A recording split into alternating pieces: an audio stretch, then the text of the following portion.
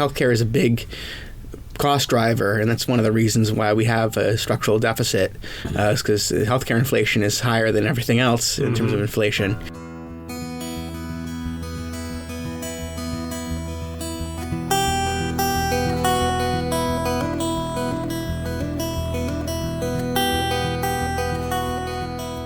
Steve Sherlock here for Franklin Matters, Franklin Public Radio, available anywhere, anytime on the internet via your browser at WFPR.FM and in the local Franklin, Mass. FM radio band, 102.9 on the dial or the push buttons, the knobs. You can preset it, 102.9, and then it's always there for you. Here in our glorious studio, and I know you called it something else last time, and it was an M&M recognition. yes. Marvelous. Marvelous. It was Marvelous Studio. No, Marvelous. It had an alliteration. Okay, it had something. Skip that part. Okay. But now it's Passover when we're recording this, and I notice you have another chair for Elijah over here, so that's nice. So we're protocol covered. Yes. So thank you for having me. Well, welcome. And yes, there was a council meeting just recently, April 1. So no, we're not fooling about April 1. No, there was a meeting on April 1. It actually happened. It did happen, and we're going to do a recap as to, okay, what just happened and what does it mean for us? So as usual, we started off with citizens' comments, and we had several. We had one person who talked about, I guess there's a battery storage facility in Bellingham, and that was mentioned as some concerns about that. And so we listened to some of the concerns about that. There might be some action from the council. We'll see as to putting forward a letter, but we're not sure if that's going to happen or not. So stay tuned. Mm-hmm. We had another comment around PorchFest. So, get your porches ready, and we're going to have it should be a good event this year. So yeah, if you're a band and you want to play on somebody's porch, you can sign up either as a porch or as a band. But don't sign. Well, unless maybe you can even sign up as both. If you have your own performance, I don't know. But and then we also had Dave Callahan again about the school committee, just giving an update from that as well. And I hope I didn't miss anyone. But so we had some good civic engagement there. And then councilors had some updates and responses and to some of the things going on in town around that, and just responding to some of the comments as well. Speaking of events going around town, the one other one, it just dawned on me. Gino Carlucci and the Quatro Eroi 100th anniversary. They've got a couple of events coming. Mm-hmm. He mentioned some dates and times. Historical Museum, speakers coming. Mm-hmm. Steve Palaio, who's written some books, is going to be talking. And then there's also a dinner. Details, certainly go to the Quatro Eroi page or Google them and find their page, and you can get some details accordingly. And then after the councilor comments, we dove right into the town administrator's report, and it was pretty brief. It was actually a pretty brief meeting in general. Considering it was only, 2.5 hours, and then you went to executive session? Yeah. So who knows how long that went, but I don't know. No, we can't talk about that. We don't know. We don't know. I left. I was gone. And then there was, we have been sort of keeping our eye on the budget situation and sort of the updates from the town administrator on that. And of course, we're going to have the budget hearings for the finance committee within the next week, I believe. Yeah, April 6, 7, 8, possibly the 9th. Mm-hmm. The 9th normally would be when the FinCom would do their vote, but because of the open enrollment period, April 1 to April 30, those healthcare numbers won't be available until mid-May. So I think, as we discussed in our last session, May 28th, there's a FinCom meeting. Mm-hmm. Also June 3rd. So one of those two nights, they would make their recommendation to you, the council, who would then, on your June 10th meeting, do the final deliberations and vote on your budget, our budget. A lot of moving parts. Because normally, again, you would, after your May 20 and 21 budget hearings, mm-hmm. would approve that second night. Right. But you still have to hold off. You'll have discussed everything else. So, yeah, a lot of moving parts, some balls in the air, and when the big one lands, i.e. healthcare, we'll see what happens when the dust settles. Like healthcare is a big cost driver, and that's one of the reasons why we have a structural deficit, is because healthcare inflation is higher than everything else in terms of inflation, and so any big change in that is going to really mess with things. Sure. So hopefully we can get that number down for the going forward. And I think going to the Group Insurance Commission, which is a bigger risk pool than what we had before, will help us manage those costs a little better. Should help us mitigate that, absolutely. Dividing some of the risk amongst the greater population. So after the town administrator's report, we had a very special proclamation for Chloe Bowser, who she wrote an essay about the USS Massachusetts essay contest. And because she wrote that essay, we get a whole room in the submarine named after the town of Franklin. Because for this honor she was able to achieve for the town, we honored her with a proclamation. Yep. And then we went down to public hearings. So we had some bylaws that we were changing. A lot of these weren't that big of a change for the MBTA to bring us into compliance with the MBTA Communities Act.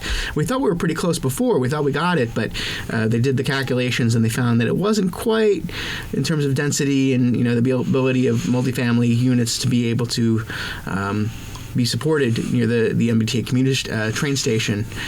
It wasn't quite there yet, so they just made some few tweaks around multifamily homes to bring us into compliance, and that should be golden now.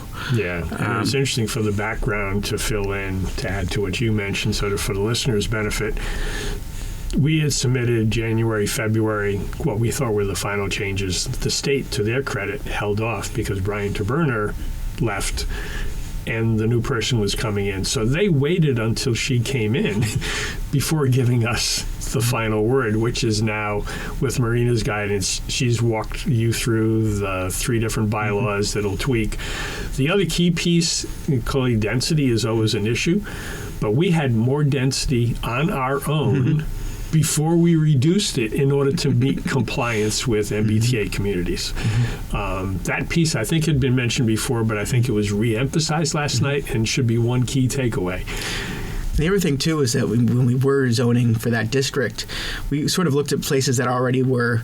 So there were some complexes and apartments and buildings and houses that were not you couldn't build them today because they didn't meet the current zoning requirements, because the zoning requirements require less density, but these things were already dense.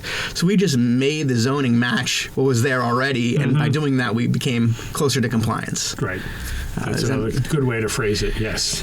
So we actually didn't change that much if you look at what's already there, right. And just incorporating that into our bylaws. Yep. So I don't think people should be frightened. There's not going to be skyscrapers being built up overnight in downtown. No. But even if, but the other thing too is I think, if you look at all the places in Franklin, if you did have density, downtown would be the place to do it. Correct. Because you don't want it on Maple Street, you don't want it on Lincoln Street, you don't want it on West Central Street. This is the best place because it's near the train station. You could have those people who walk to and then get on to Boston. They don't have to take 495, or you don't have to make all those cross trips. So, sure. And then we had another minor housekeeping amendment. Some things got garbled up with some of the tables with regards to the downtown crossing district and crossing neighborhood district. Crossing neighborhood district. Yes. Okay. I hope it doesn't become an acronym. Neighborhood there's already Franklin Crossing, which they want to be clear that they're not. That's why it's crossing neighborhood you don't want to mess district. with the Franklin Crossing. No. It's going to be like the whole West Side Story thing. So. I'm just teasing. Naming places, naming conventions are key. And I think one of the conventions, because there were multiple moving parts, some of the tables that were brought forward were, this was part of that one, and thereby it was getting changed when this happened. This was part of that one. This was getting changed with that one. And when they kind of married together, it's just like, ooh, we missed some things. You just love how Microsoft Excel makes everything work sometimes. So, but we cleaned that up, passing it through. Like I said, don't expect anything crazy in terms of changes, except for maybe something about chickens. Was some chicken? They had been erroneously left out, so now they're being re-permitted legally, they were already enabled, Okay. but now they're back. Okay, so we don't have to cook the chickens, is what? No. Okay, good. No. And again, those were put forward to a second reading, so I think at your April 15th meeting, they'll come back, and after that vote, assuming approval, it'll still be some number of days before they're applicable. So, And then finally, we had a developer who wanted to put in was putting in like 5 houses on Union Street, and they said, well, can we have some sewer? Can we have water sewer? And so we worked out an arrangement where they could actually do a lot of improvements to our infrastructure. So we're actually getting a better end of the deal. It's because they're actually paying for some improvements that affect everyone, not just their community. Right. In order to make those changes, we had to approve that, and I think it was a good deal for the town in terms of upgrading some pipes that, were a little older and maybe not super old, but a little older, and so we can replace those sooner and not have to worry about Including that. that Union Street section, from what they were saying last night. It's an older section of town. It's a little bit dated pipe. It is on a schedule for replacement, but in order to do the addition, they're making some adjustments to at least allow for the future stuff to still happen, but they've got funding. The developers providing the funding to do the work to add the 5 now. So sounds like a win-win. And we had a future agenda items and executive session, which I cannot talk about, not even a little bit. So we're just gonna have to put this on mute for now. So turn down your dial while we talk about it. No. We don't talk about it. No, we don't talk about it. And then wrapped up, and that was kind of a short meeting, and it was kind of a good. I haven't gone back to look, but I think at 2.5 hours, that's your shortest meeting in this term of the council. So I think we got through some of the bylaws, not a lot of controversial stuff. I think we're kind of holding our ground for the budget stuff coming up, because that's going to take a lot of energy. The budget stuff, and then the other piece between now and your next meeting, you start actually having some subcommittees. Yes, that's right. So I think many of them are actually going to be meeting over the course of the next week or so to happen already. So. Economic development is scheduled. The joint budget subcommittee is scheduled after your next meeting, and I believe they're trying to get the communications and I forget the other one offhand, but get additional schedules. But at least they're named, and now they're getting scheduled. Now, all the work that needs to be done, you're actually starting to do. So. That's all good. And hopefully, if we do that work in the subcommittees, we'll have less long meetings in the theoretically in the regular stuff. But I think it's important that we do the work, and so that's what we want to do. So, agreed. Yes. Well, thank you for taking time to recap. Even if it was a short meeting, it's still important to get the recap and get it out there, and then let people noodle on it. And then if they've got any other questions, they can still say, "Hey, Max, what's up with whatever?" Yeah, absolutely. And I think feel free to reach out. My email's on the Franklin website. I don't know if I can spell it. Morrongiello at franklinma.gov. So feel free to reach out. Yeah. And you can also find it on the town page, on the town council piece. The email and contact info for all the councilors are there, so you can always go to the page and get it that way, in addition to in the show notes. So thank you again for doing this. Thanks for having me. And to the listeners, thank you for listening. And a quick reminder, we do this because Franklin matters. We are now producing this in collaboration with Franklin TV and Franklin Public Radio.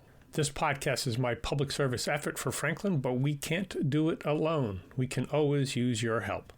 How can you help? If you can use the information that you find here, please tell your friends and neighbors. If you don't like something here, please let me know. Through this feedback loop, we can continue to make improvements. And I thank you for listening. For additional information, please visit franklinmatters.org. If you have questions or comments, you can reach me directly at suresteve@gmail.com. The music for the intro and exit was provided by Michael Clark and the group East of Shirley. The piece is titled Ernesto Mañana, copyright Michael Clark and Tintype Tunes in 2008, and used with their permission. I hope you enjoy. And by the way, you can also subscribe and listen to Franklin Matters Radio on your favorite podcast app. Search in podcasts for Franklin Matters.